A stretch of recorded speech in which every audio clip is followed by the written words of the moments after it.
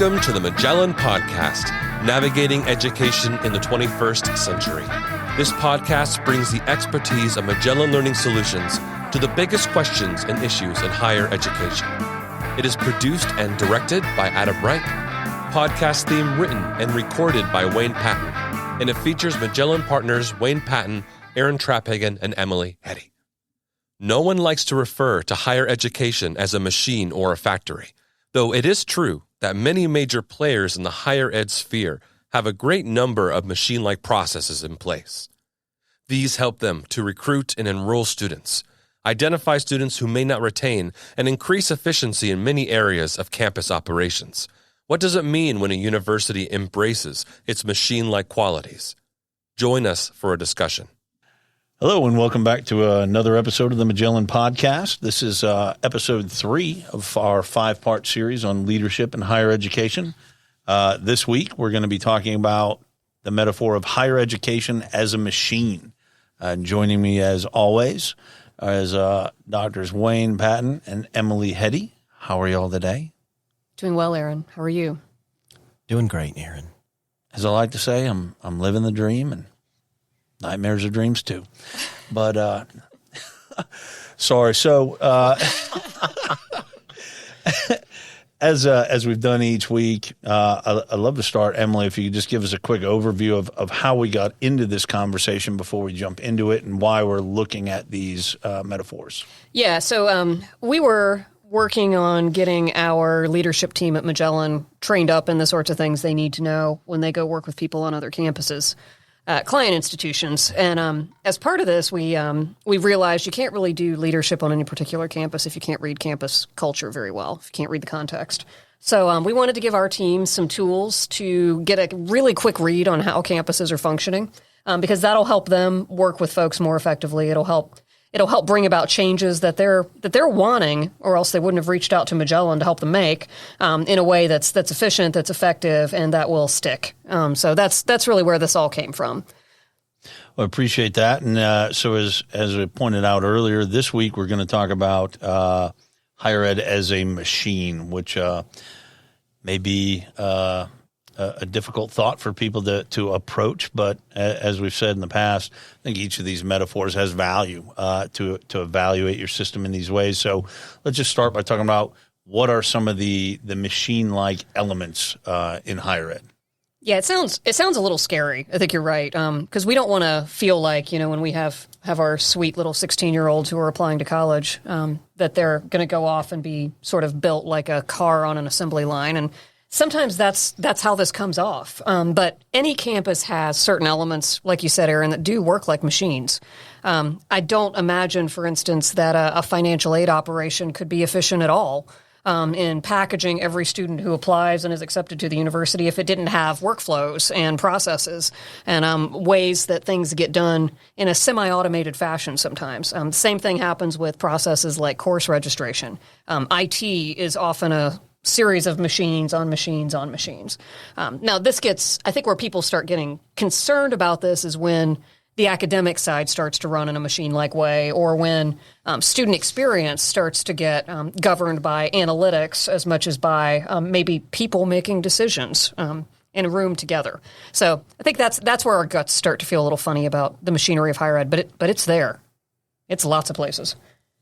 Yeah, having been a person that came up in higher ed, at least on the professional front, I was a traditional student undergrad, but then when I got into higher ed as a vocation, I came up through online ranks. So you had a very kind of traditional experience, not only as a student, through your PhD, but when you started teaching, you came into traditional classroom setting. I've really never known that world. So I think, to be transparent, I was always attracted to what we think of, at least a lot of the components of an online machine, not only in that what we think of as the student funnel experience, but all the efficiencies that come with the machine, or, we'll talk about in a minute, the factory, in terms of creating continuity in courses, continuity in student experience through, again, a machine-like approach to policies and procedures.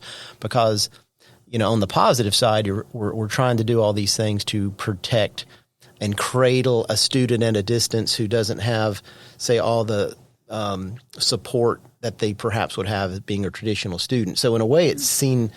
You can look at it in one set of eyes as this wonderful thing. Oh, we're doing everything we can to give the student experience from A to Z and create order and efficiency for that student so we can retain that student so they can reach their academic goals. But then there's, like you said, there's the bad side of it where what happens when that starts to infringe on the academic side or on the faculty governance side. So there's great positives to look at in the a machine version, and probably students really appreciate that as an online student because they don't necessarily see behind the curtain of some of the things where that can create tension.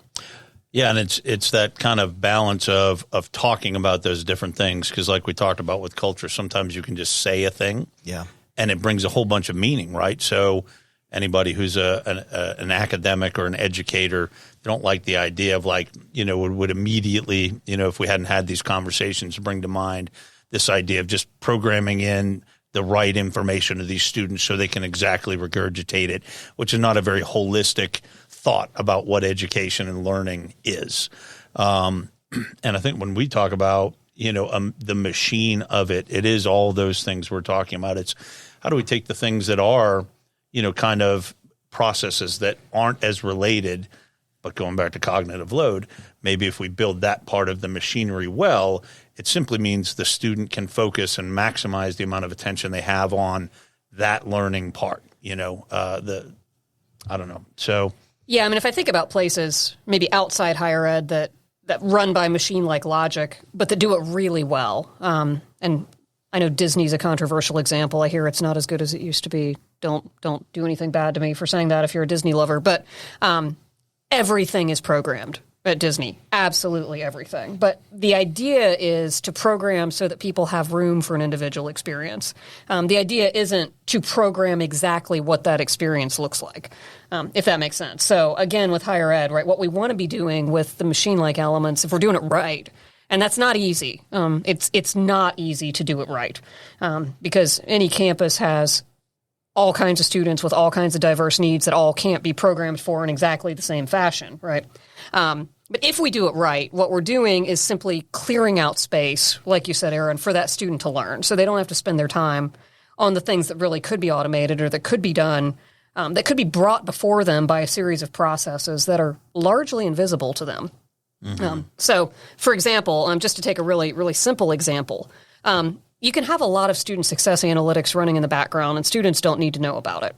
Mm-hmm. So let's say, for example, you've got some queries running out of your LMS, and it's going to flag advisors if a student gets more than one grade that's in the DF range in the first couple of weeks of classes. If those advisors could proactively reach out to students based on those grades and not be clumsy about it, not be like, hey, John, your grades are terrible. We need to meet. Do better. Right, exactly. Not do that, but simply say, hey, just wanted to check in. How's your math class? How you doing?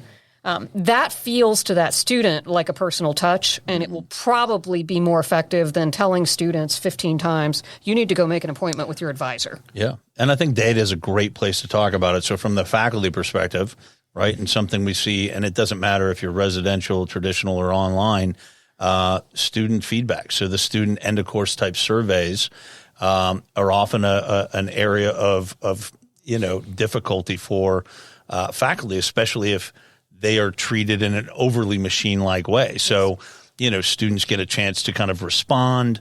And if you're in this mechanical, kind of mode, then that data comes back. It creates a grade or a red, yellow, green. And then faculty get, rewarded or scolded based on those colors, versus there's a combination maybe that is the middle ground, is that this data is collected because data, if used right, is useful. But then the human side has to come in. We have to have leaders who will then contextualize that data. Hey, look, we understand that XYZ happened, or you only had 2 students. So, of course, if one student disagrees, so we've got to add that human element. So it's finding that balance. And I think that's where the difficulty in my mind often is people are very all or nothing with these types of things. And then that, scares people away from thinking of things this way, because they're like, oh no, if you do this, then that's going to mean it's got to go all the way like this.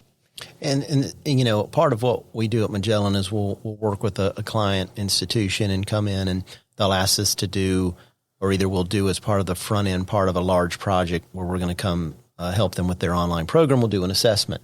And part of that assessment is we talk to different strata of leaders from presidents, provosts, deans, associate deans, key faculty members, et cetera. And if it's done right, at least from an online perspective, and it's done in a thoughtful manner, these systems that even are, you know, outside of, say, the student funnel side, and they're on, you know, that relate to content or policies and procedures that relate to teaching or student engagement, if they're done right and they're kind of vetted properly through the proper channels and you get buy-in, what we're learning when we talk to those faculty, they're like, I really like this, because it makes them, just like the student experience improves, the faculty experience improves, because now the lane has been opened up for the student to just learn, and the lane has been opened up for the faculty, instead of doing all these kind of technological hat tricks to do that piece of online. They're really freed up to just teach, and student engagement goes up, and they really can do this kind of more soft science part of online teaching, which is often missing. So if it's done right, it can be so effective. Right. If it's kind of draconian and you're just, you know, it's data driven and it's really a machine kind of agnostic of the human side, yeah, it can be quite a miserable environment. At Magellan Learning Solutions, our mission is to help our clients' educational missions with tailored curricular and operational solutions to help them thrive. To meet the accompanying challenges, the experts at Magellan Learning Solutions offer a full spectrum of services in the areas of curriculum development, operational administration, training and professional development, enrollment and marketing, or custom solutions to niche projects. Whether managing turnkey projects, consulting, or acting as a force multiplier, our experience and relational approach will help your team attain its goals. For all your educational needs, think Magellan. Visit us at thinkmagellan.com today and set up an introductory meeting. And that's a real good point. And it brings up kind of the question of what do we, you know, what are the pros and cons, or what do we gain and lose, you know, when we look at things this way? So, you know, let's start talking about what are some of the gains, you know, when we implement some of these machine-like, you know, thoughts. Yeah, I mean, having worked on a campus that had everything implemented machine-wise everywhere, and then having gone to a campus that had nothing implemented, and everything was sort of personal outreach, can tell you when everything's implemented, you know, the danger is that all you see is the numbers, that you forget there are stories behind them and there are people behind them. And there's a real discipline involved with slowing down and saying, you know, okay, I've got, just to take one example, Wayne, we were working together when this happened. So the school we were working at did a pretty good job getting students spaced out across, say, 100 sections of freshman composition. But then there'd be those students who added during the drop add period in week one, and they would get stuck in a section that was added late. Now, typically those students don't perform as well as the students that registered 3 months ahead of time. So the professor in that section would almost always have a lower pass rate at the end of the term than the professors on the average of the other sections. Over time, you know, we tended to put our better professors there because those were people who really needed to have a heart for students that were going to struggle, that maybe didn't have their act together, you know, so on. But we had to be smart about the fact that their metrics weren't going to reflect how good they were as a professor. Mm-hmm. And it was really easy to miss that. So, Wayne. Well, it's a great, because you used the term there, our best professors, you know, in this case, online professors. And that, again, is part of a, you know, machine mentality, because we did have a way of assessing faculty that was a mix of data, but soft science as well. We knew that they were, by best, we meant they were timely, but they also spoke to content things in an effective way in terms of feedback or faculty announcements, or, you know, this pretty comprehensive model of how we identified and work with struggling students. And I think that's what we meant by best, because they were almost, they were, like almost a specialized online faculty member that we knew could mitigate the things they would run into given the student pool that was going to be in their section. So again, that's another piece of the machine. Is it's not to say that they, you know, if an online faculty member wasn't good, we wouldn't use them. It was part of the vetting process. But there was even a way to identify who are best to deal with these types of students. Right. And that same thing happens in a residential setting, right? Yeah. At a campus. So it's a great point to just show there's layers and layers and layers to the machine, but there's a lot of soft science and a lot of human decision making that even goes into making the machine right. Yeah. And having gone somewhere where we had nothing built, that was a struggle for me because it was pretty much on me to build it. That was my role. And I had to really think about, what can I not see without systems? What am I missing? And that's what you use the systems to build. Mm-hmm. But then I had a boss at one point in the past who said, I've never seen technology eliminate a need for a human. And this was as machine-like a thinker as ever existed saying this. And he was right. So, you've got to, when you build a system, make sure that you've got somebody who's got the know-how and the time to work through what the machine's telling you in an effective fashion. Because if all you've got's a machine, then suddenly people start getting treated like raw goods. Right. Rather than like learners. Mm-hmm. Yeah, right now part of our team is working with an institution where they're going through all their existing policy and procedures, both residential and the few that exist online, and creating kind of a handbook and list of policies. But, part of our mantra here at Magellan is it'll be customized to you. Mm-hmm. So even when we build out part of the machine at an institution that we can, mechanize to create efficiencies for students and faculty, it's still customized to going back to the culture piece. It has to fit who they are. So it takes some work, because we've seen where certain people go out and they try and just take like an OPM model and plan it at every single client school. And maybe they're doing some customization. I don't think that's their model, but it is ours. And so it's part of the dynamic of knowing the culture and knowing the efficiencies that can come with mechanization, but knowing there's gaps there, and those gaps are always filled with human beings and human decision making. Yeah, and I think an interesting piece here is that we've also, and this isn't on the bullet list, but it occurs to me that the new partner at the table of mechanization of AI, it can make you think about this this mechanical version in a very different way. And is that good or bad? It's an opportunity. Not going to make this an AI conversation, but it's just another piece to think about as you think about those systems. Yeah. But just like it, there are places where probably a lot of schools are struggling, financially. So we're trying to implement processes also where it makes sense, to implement those things so that they create efficiencies, that help cut out waste and cost. And some of that waste, it isn't about getting rid of a person. It's about keeping maybe a student. So sometimes how long it takes to get through the admissions process, with some of these things that are very, don't require as much, review. Like you probably want a person reading, the individual's essays and getting a sense of who they are and making those kinds of decisions. But some of this is just paperwork that needs to be processed through, or, boxes that need to be checked. And that, those are the kinds of things we can create an efficiency so that, the process doesn't take a month to get a student in the door, and then you lose that student because they go somewhere that's already accepted them. Everybody pretty much that we work with everywhere is very, very busy, and they're working very, very hard. So when we come in and we say, what about a system that does such and such? Often the reaction is, we can't do that. We don't have time to implement it. We are too busy just trying to survive right now. And I think that's the truth for a lot of folks. But this is where leadership comes in, right? It's also sometimes why they call on a place like us to augment the workforce for a little while so those changes can get made.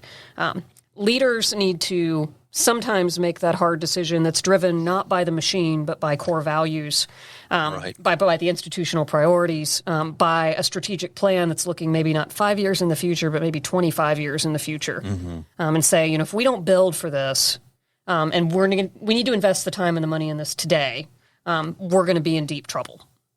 Yeah. And that's with the online, where we often see folks have been, eager to jump into the world of online.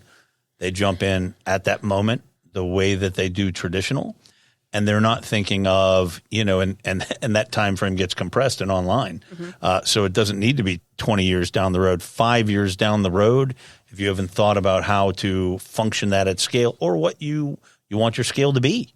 Because the difference between doing something, if your end goal is, basically this is your opportunity at, adult education, instead of having night classes, regional adults. So maybe you've got a couple hundred people in your plan, not as big of a deal. But if you have this desire to be at, several thousand online students and reach a broader audience, you're going to create inefficiencies and roadblocks for yourself instead of planning those in early in the process.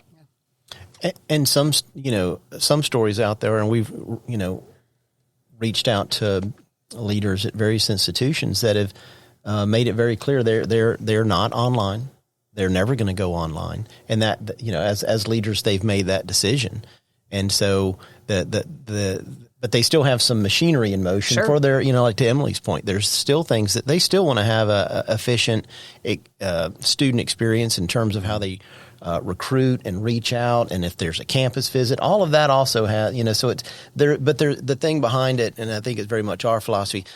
We use the term machinery or mechanization, but there's people doing all of that, and at least for now, until the AI kicks in right here, and that it's still a very human thing. Even the systems and processes, it has to scream of such a model that works with humanity, right?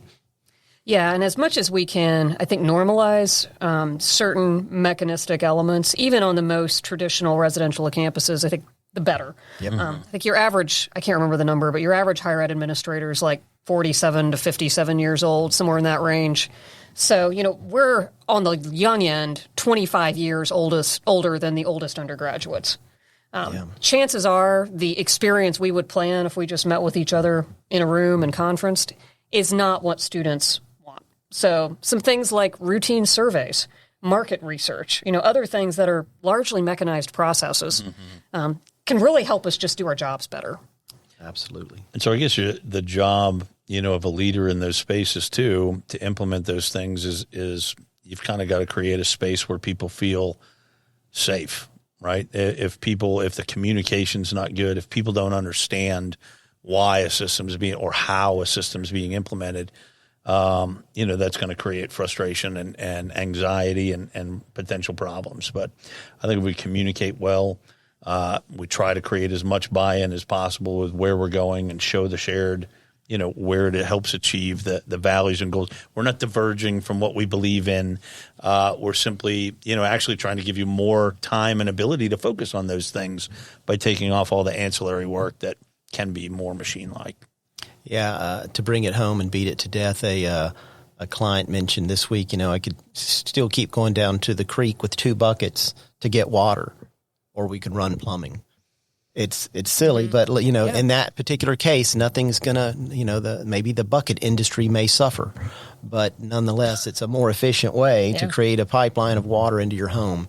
But it still takes human beings to kind of navigate that, dream it, engineer it, make it happen. So it's that's so much of higher ed, and especially in our space, it's what we really go in and look at when we do an assessment is processes and people. Are there people there to implement that? So. All right. Well, I think we could spend a lot more time on this and probably a whole series maybe to be had someday about the AI concept. But I think this has been a good conversation. We've got 2 more episodes coming up. We're going to talk next about higher ed as an institution. And then we're going to wrap things up by talking about higher ed as a marketplace. And that's going to be a sizzler you won't want to miss. So thanks for tuning in, and we'll talk to you next time. Thank you for listening to our conversation on higher education as a machine. If you enjoyed the podcast today or it helped you, share your experience with us by leaving a review where you listen to us and check out our other episodes. We would enjoy hearing from you. If you or your school is looking for help with RSI, your online ecosystem, curriculum, or course development, think Magellan. Our team would love to help. Reach out to us at thinkmagellan.com. Thank you for joining us on the Magellan Podcast, Navigating Education in the 21st Century.